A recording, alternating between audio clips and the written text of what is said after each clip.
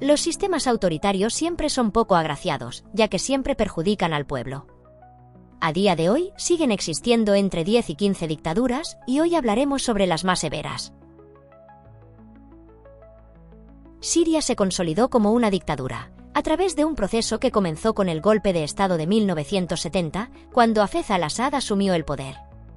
Bajo su liderazgo, se estableció un régimen autoritario caracterizado por el control absoluto del partido Ba'ath, la eliminación de la oposición política y un férreo control de los medios de comunicación.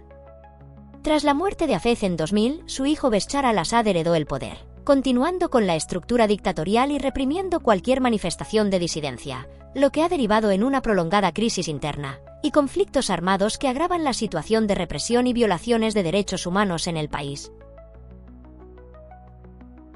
Venezuela ha sido víctima de la presidencia de Maduro desde 2013, tras la muerte de Hugo Chávez. Ganó unas elecciones cuestionadas y posteriormente consolidó su poder con la disolución parcial del Parlamento opositor en 2017 y la creación de la Asamblea Nacional Constituyente, controlada por el oficialismo.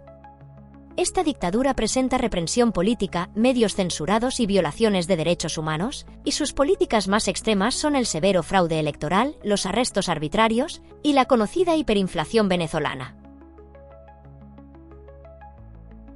Saparmurat Niyazov gobernó Turkmenistán tras la independencia de la URSS y estableció un culto a su personalidad, modificó leyes para perpetuar su poder y restringió severamente las libertades fundamentales. Tras la muerte de Niyazov en 2006, el poder pasó a manos de Gurbanguly Berdimuhamedow, quien, si bien introdujo algunas reformas menores en áreas como la economía, continuó con políticas autoritarias. Tras la muerte de Saparmurat Niyazov, el 21 de febrero de 2006, asumió la presidencia provisional Gurbanguly Berdimuhamedow, quien convocó a elecciones pocos meses después y fue ratificado en su cargo, al obtener el 89,2% de los votos. Eritrea logró su independencia contra Etiopía, siendo liderada por Isaías Afwerki, logrando esta en 1993, pero desde entonces, Isaías gobierna sin elecciones ni constitución vigentes.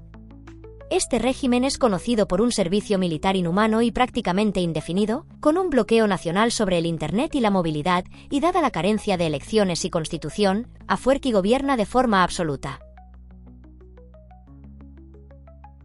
Y finalmente, el régimen dictatorial más severo y conocido comenzó tras la Guerra de Corea de 1953, en la que Kim Il-sung instauró el régimen, y este fue continuado por su hijo, Kim Jong-il, y posteriormente su nieto, Kim Jong-un, heredando el poder mediante la dinastía a través de un partido político único.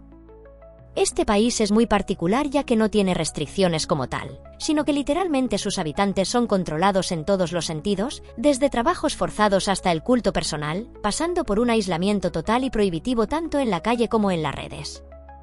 Este régimen es una amalgama de las políticas más severas de los anteriores países Unida, y dada las dificultades y amenazas armamentísticas que presenta el país, los organismos internacionales prácticamente no pueden intervenir, lo que deja en un futuro incierto a esta región. Muchas gracias por ver el vídeo. No olvides suscribirte y dejar tu like.